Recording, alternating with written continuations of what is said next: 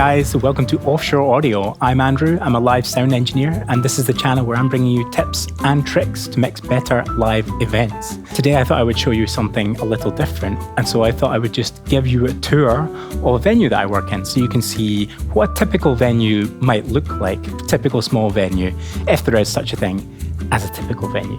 Let's start off by looking at the mixer.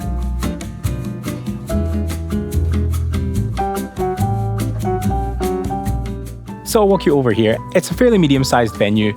If it was standing room, it'd probably be 400 people. Sitting is probably about 150, and it's mostly used for seated events. It's mostly for seminars, conferences. Sometimes there's theatre stuff here, small musical events, or short film festivals. But it's a really creative space. There's loads of really cool stuff that happens here. And over here we have the mixer.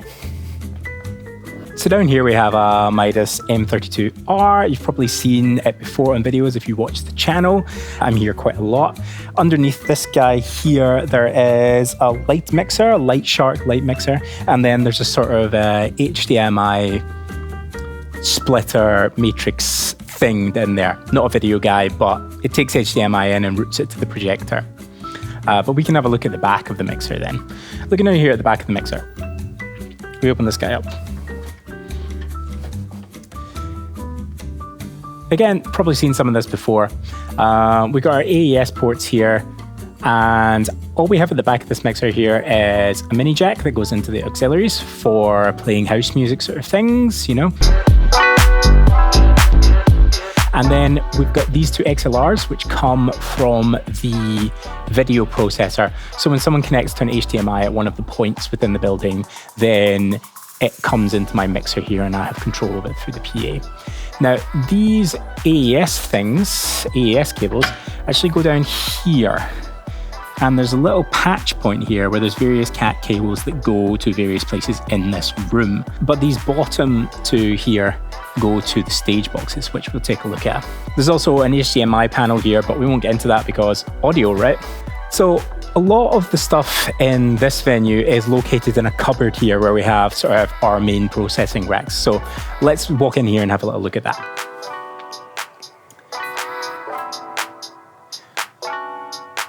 So starting at the top, right, you've got our wireless receivers, Sennheiser Evolution stuff. It's pretty basic stuff. There's a couple of distribution systems so that we only have to use two antennas, and they are located out here. Let's see if I can show you that. I don't know if you'll see them, but they are in between those lamps there. At the end of the truss, you'll see there's two Sennheiser panels. So back in here, this is our first stage box, right? And so this is an AES-A. That wall panel you saw there connects into the back of this stage box. It comes down through the roof and connects into the back of it. And there's a whole bunch of stuff plugged in here, but this is just our 8 wireless microphones. And then this is our output to our amplifiers. So it's really nothing special. You can see my voice here on one of the channels. And then below that, it goes down to the amplifiers. And we actually have sort of 2 main speakers here, which I'll explain about in a minute, and 2 amplifier channels for the sub as well. Over here, we have our wireless equipment, right? So we've got 8 belt packs and 8 headsets. And in addition, we have 4 handheld wireless microphones. We only have 8 channels, so we have to sort of pick and choose, but basically 1 to 4 can be either belt packs or handhelds. I usually have 2 handhelds, 6 belt packs ready in here. It's a small venue, that usually does me okay. Behind me here, it's pretty cramped in here. We've got this cool rack thing here that closes up and moves if you want to see it on wheels, but it stores a whole bunch of microphone stands in this section here. And then in these drawers here, we've got awesome little foam cutout bits for all of our microphones.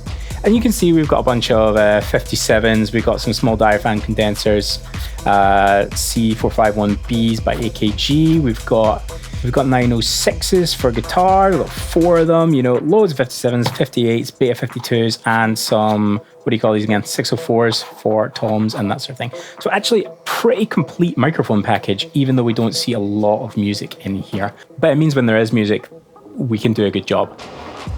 Underneath that, we've got sort of various DI boxes, microphone clips. We've got a sound card in case there's anything happening with streaming that we need to attend to.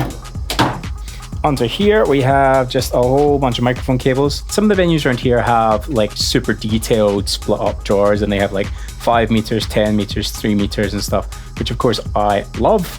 But in here, it's not quite there yet, but work in progress, right? And then we've got sort of various stuff down here, speak-on cables, mini jacks, and then in the bottom, we have cat cables in case a touring engineer turns up with a stage box or something like that. So that's the rack in this storage cupboard here, and that's where a lot of the kind of processing and stuff happens. But let me take you down to the stage. There's a couple of other things I want to show you down here. Let's have a look at the stage box.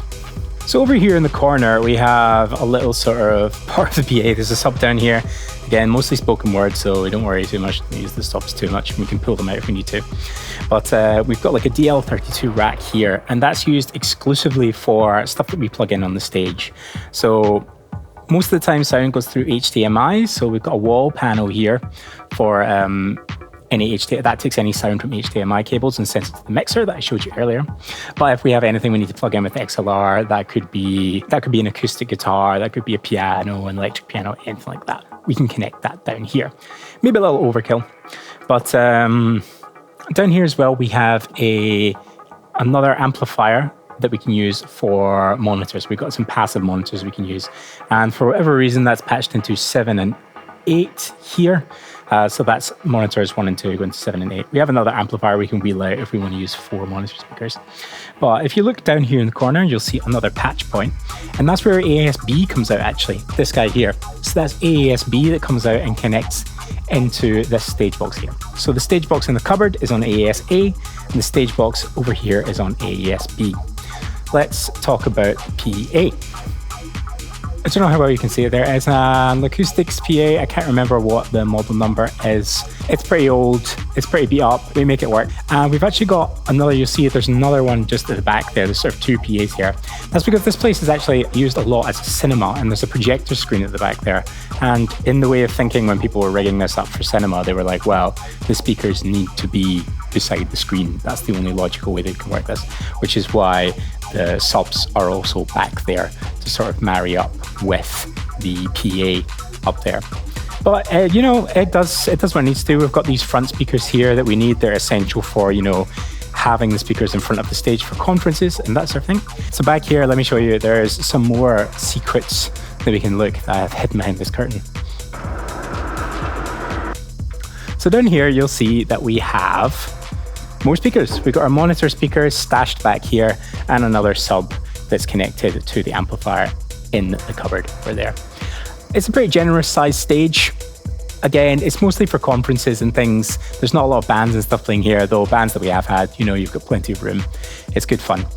But that's the sort of long and short of it for this venue. Obviously, we have a lighting rig and stuff as well. I won't get into it because sound engineer.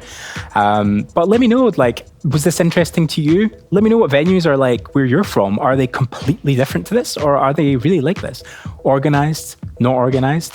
And of course, if you're just getting started mixing live shows, or you're really curious about how I go about certain things, then I want to give you a little gift, and that is my 3-step guide to perfect EQ. You can just head to offshoreaudio.no/EQ to get access to the guide, and it's just a really short PDF guide that outlines my sort of strategy for EQing in a really basic manner so that you can get started and apply that yourself.